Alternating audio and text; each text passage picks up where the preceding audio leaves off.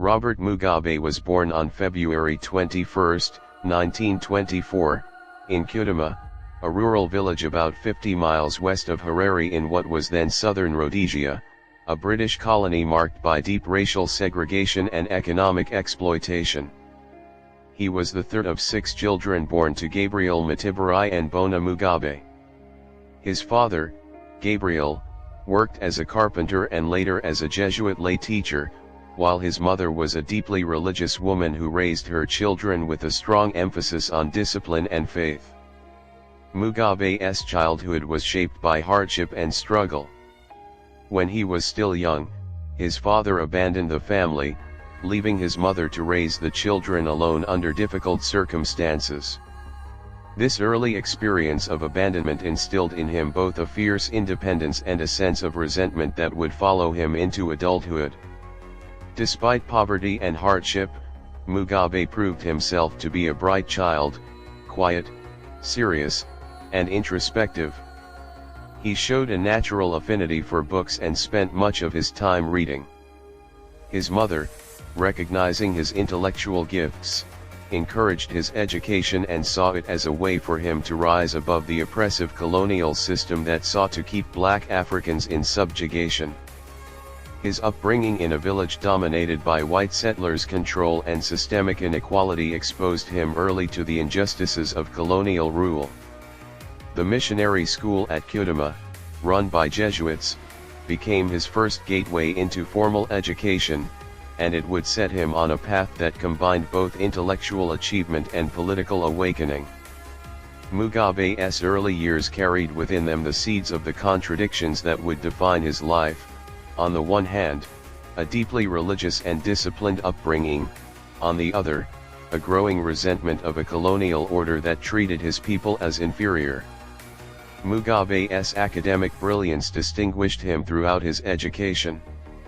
At Kudama Mission School, he quickly rose to the top of his class and was mentored by Jesuit priests who admired his sharp mind and studious nature. He went on to qualify as a teacher, one of the few professional paths available to Africans under colonial rule. He earned his first teaching certificate in the 1940s, beginning a career that took him across Southern Rhodesia and eventually beyond its borders. Teaching exposed him to the vast inequalities of the colonial system, as he saw firsthand how white settlers controlled land and wealth while Africans remained dispossessed and marginalized. Despite these conditions, Mugabe continued to pursue education with unrelenting determination. He studied through correspondence and earned degrees from the University of London, obtaining multiple qualifications in fields such as history, economics, law, and administration. His pursuit of academic success became legendary, and by the time he was an adult, he held more university degrees than many world leaders combined. His passion for knowledge became both a tool of self-empowerment and a weapon against the structures of colonialism. In the 1950s, Mugabe left Rhodesia to work in Ghana, where he encountered the ideas of Pan-Africanism and the legacy of Kwame Nkrumah, Ghana's first president. Ghana, having recently gained independence, represented a new model of African self-rule and became a source of inspiration for Mugabe.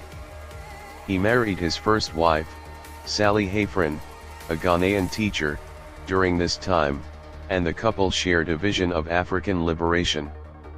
His years in Ghana deepened his ideological convictions, fusing Marxist principles with a passionate belief in the right of Africans to reclaim political and economic power in their homelands.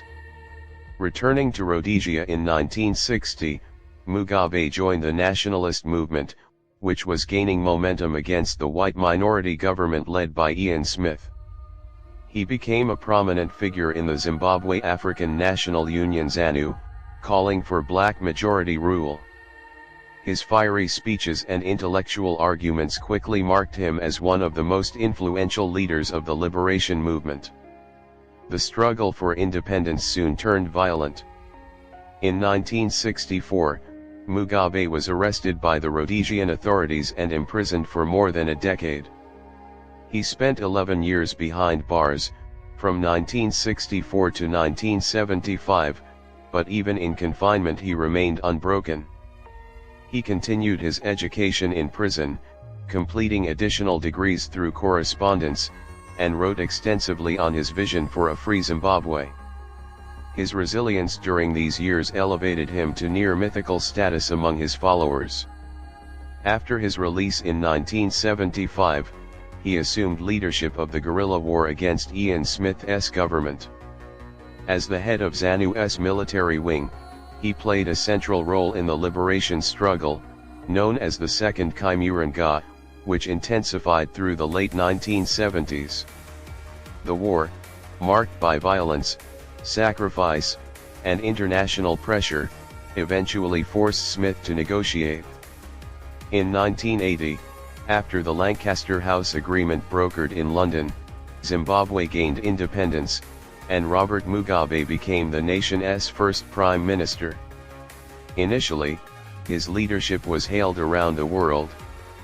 He promoted reconciliation between blacks and whites, allowing many white farmers to keep their land and urging unity in the new Zimbabwe.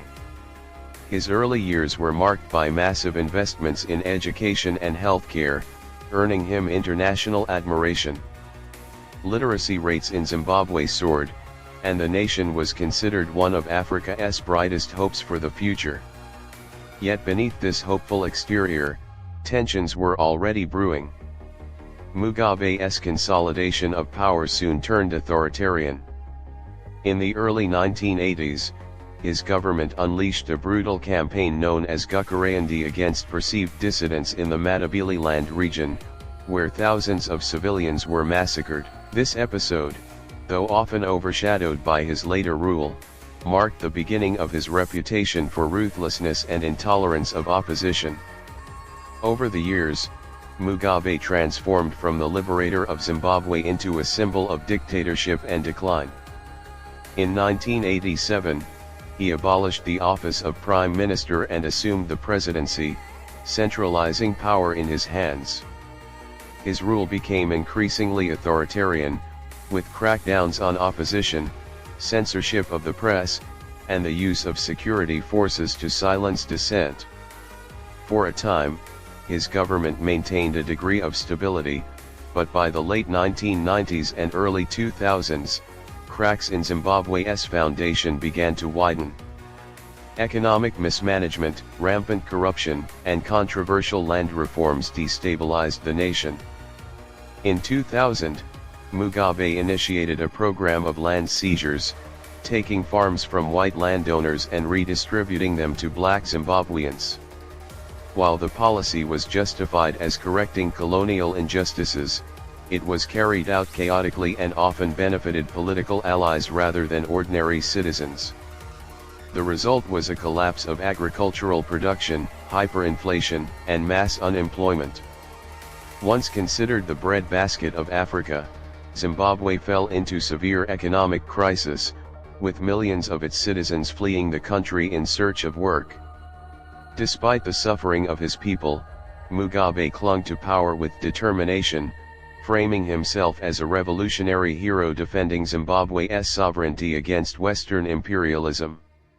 Internationally, he became a pariah, sanctioned by the United States and the European Union, yet he still commanded loyalty among segments of the African population who admired his defiance of Western pressure. Elections during his later years in power were marred by allegations of fraud and violence. Opposition parties, particularly the Movement for Democratic Change led by Morgan Tsvangirai, posed serious challenges, but Mugabe used the machinery of the state to ensure his survival.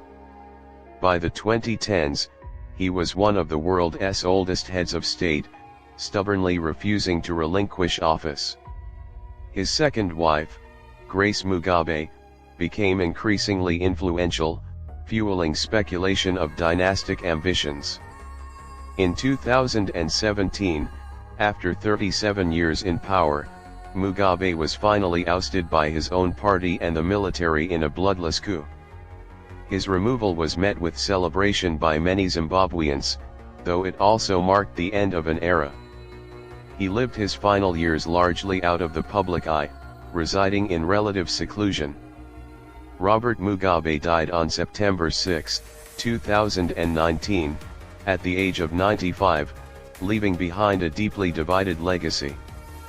For many, he remains the freedom fighter who delivered Zimbabwe from colonial oppression, a man who defied the West and embodied the spirit of African independence. For others, he is remembered as the authoritarian ruler whose policies devastated his country's economy, destroyed livelihoods, and entrenched political repression. His life story reflects the complexities and contradictions of post-colonial Africa, the triumph of liberation, the promise of independence, and the tragedy of failed leadership. Mugabe's journey from a village boy in Kudama to one of the most controversial leaders in modern history is a testament to both the power of determination and the dangers of unchecked authority. His name remains etched in history as both a hero and a tyrant, a man whose shadow continues to loom large over Zimbabwe and the African continent.